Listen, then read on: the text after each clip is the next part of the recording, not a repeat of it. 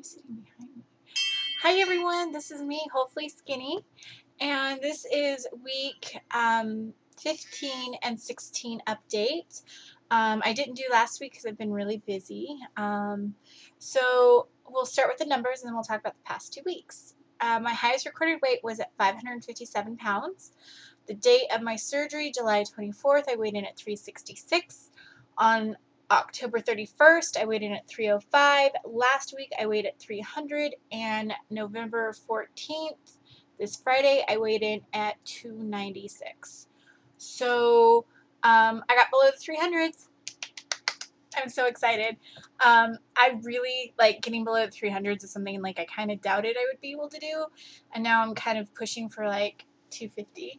I'm kind of excited. So this past couple of weeks, of course, I'm still riding my bike, but the weather's been nasty, so I can't really do that because my brakes don't work in the weather. And we also started running. My goal is to be able to run a 3K next year. So, 5K. 3.1 miles, 5K. Yeah, oh yeah, 5K. Sorry. Yeah, 3K. I was thinking 3 miles. Yeah, so my goal is to run a 5K next year. So I'm starting running, and I tried the treadmill, which I really don't like. I feel like because the belt is moving, that I'm just going to fall off of it. Like I'm not going to be able to keep up. So I prefer like running around my neighborhood early in the morning. I do get weird looks because they haven't seen like, a fat chick run before. But I'm not doing it. She's laughing because she knows what looks I'm talking about. But I'm not doing it for them. I'm totally doing it for myself and my goal. And honestly, I want to be able to be more active and be easier in my activity. And so running is going to be a key factor in like staying active and, making it easy. And, where if I don't have time, I can go run for 20 minutes around the neighborhood and not, have to go to the gym or something or, so that's one of my goals. Let's see. Past week, do you have anything to say? Silent Bob input. Not really. I mean, we've been this past week has been kind of insane, so I think we've just been trying to keep up. That's all. So It has been kind of busy. We've been doing a lot of activities. We're gonna build bunk beds next week for activities, make more room. Yeah. Well, I'm still dating, and I will have to say that dating kind of like drives you a little crazy. Like, I'm still only dating one person, and Lisa can attest to like I'm not a crazy girl, am I? But there's that whole thing like, am I doing everything right? Am I saying everything okay? Is my behavior okay?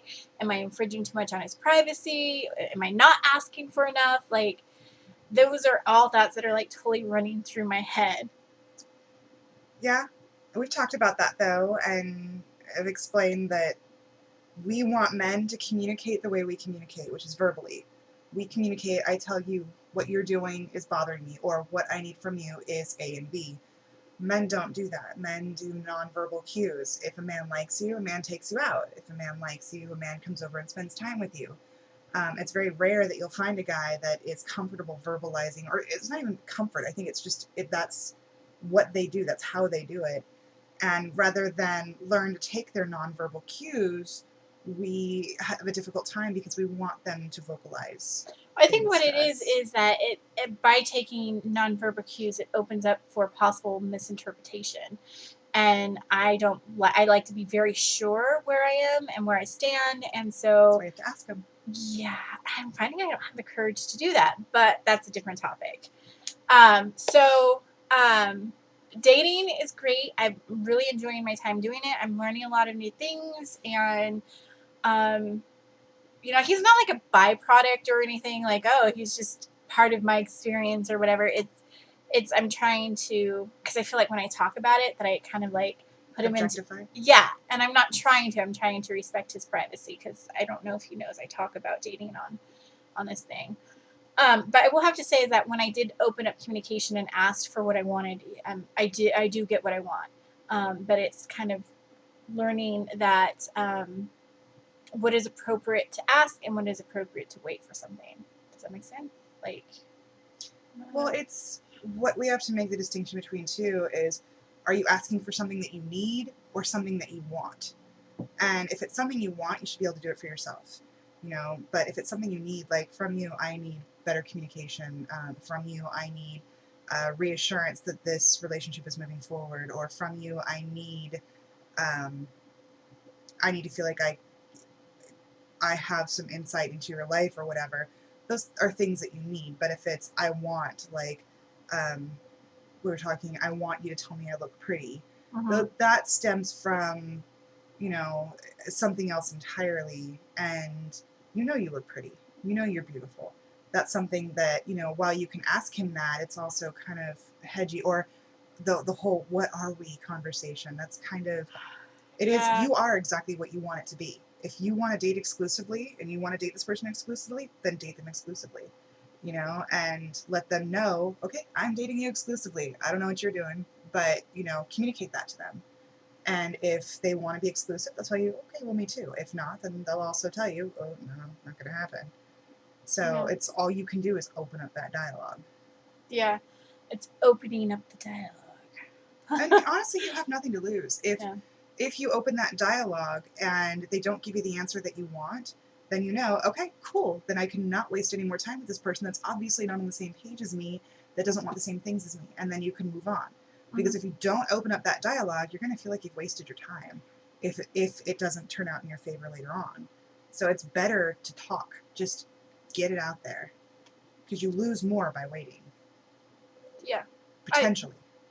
I especially with ambiguous relationships, which I don't think I'm in an ambiguous relationship. I think it's just, it's only been a month and a half that we started dating, so it hasn't been very long. So these questions aren't something that's like appropriate. Yeah, like right now or anything. It's just like, you know, all this is new to me. So it's all just like, oh, great master, can you please tell this Padawan what to do, you know? Gotta go write a blog about this now on my blog site. Yeah. So, he's a nice guy too, by the way. He's nice. I do enjoy my time with him. So, yeah, so that sounds like, I know it sounds like we kind of got off the topic of my, you know, vlog, which is about weight loss and experiences that happen and stuff, but it kind of ties in because these are experiences that I'm having because of my weight loss. And they're exciting, and I know some people who are on the weight loss community, they're already married or they're in long-term relationships, but not too many that I've seen are single or talk about being single in this journey without a significant other support, or, you know, the stress that a significant other can put on your weight loss journey and the relationship the weight loss can happen on it. So I kind of feel like my perspective is slightly different in that, is that I don't have to worry about, you know, what my significant other is going to worry about my weight loss or how I'm changing, or except for this one. But you actually, okay, not your significant other. That's weird. But no, you have actually voiced misgivings, and you've been concerned that. Can I say everything, or I mean, is it cool? I don't care. Okay, you voiced a concern that the person you're dating is invested in you as you are, and you're concerned about him being able to adjust to who you're becoming physically, and being okay with the fact that you're about to lose a lot of weight, a significant amount of weight, or more, I guess.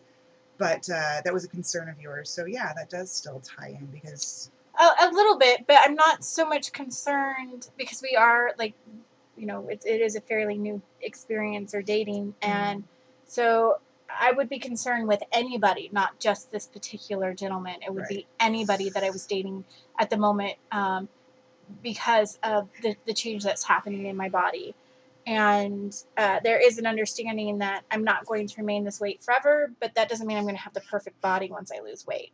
You know, I'm going to have, you know, flabby skin, and, you know, I'm not going to have a thin person's body ever, because I've just done so much damage to it.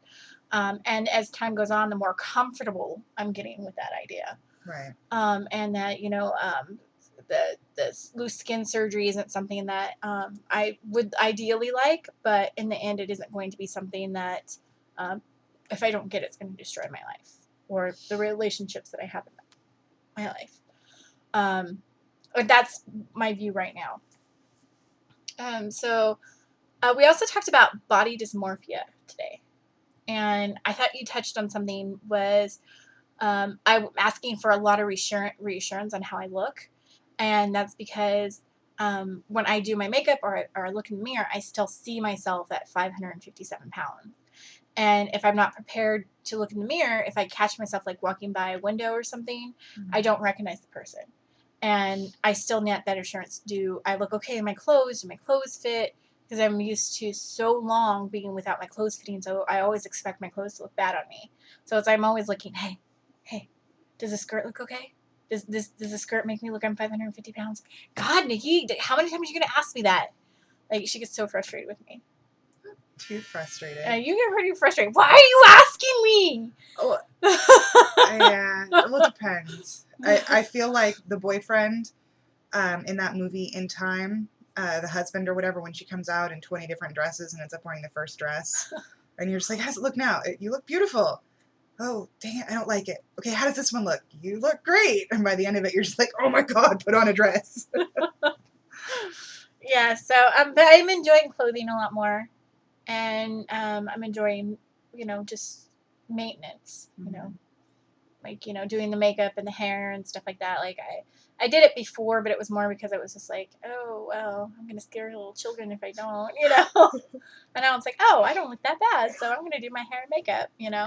Oh, hair loss, oh my God, it's insane.